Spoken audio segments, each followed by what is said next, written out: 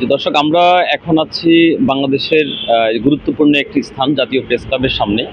আমরা জানি যে গত বেশ কয়েকদিন ধরে সারা বাংলাদেশে যেভাবে সহিংসতা হচ্ছিল, এখানে জাতীয় প্রেস ক্লাবের সাথে যে পল্টন মোড় রয়েছে, সুপ্রিম কোর্টের মোড় রয়েছে, এগুলোতে কিন্তু সেই সময় বেশ সহিংসতা হয়েছিল।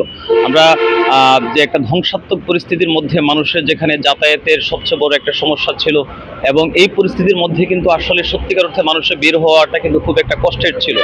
আমরা দেখতে পাচ্ছি যে এখন পরিস্থিতি একেবারে স্বাভাবিক হয়ে উঠেছে।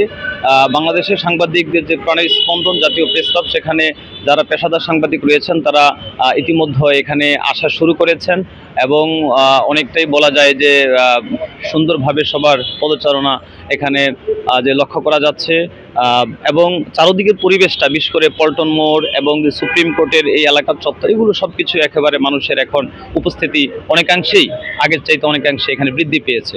পাশাপাশি যদি আমরা বলি যে এই যে পার্শ্ববর্তী এলাকা বাইতুল মোকাররমের উত্তর গেট এবং যে সচিবালয় এলাকা রয়েছে, সেখানে কিন্তু মানুষের উপস্থিতি আগের চেয়ে অনেক বেশি এখানে বৃদ্ধি পেয়েছে। এই ছিল জাতীয় প্রেস ক্লাব মোড় এবং যেই পল্টনের এলাকার সর্বশেষ আপডেট খবর আপনাদের জন্য।